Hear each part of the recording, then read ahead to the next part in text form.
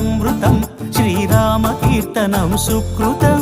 ఈ రామచంద్రుడే లోకరక్షయని అంతరాత్మ పలికే.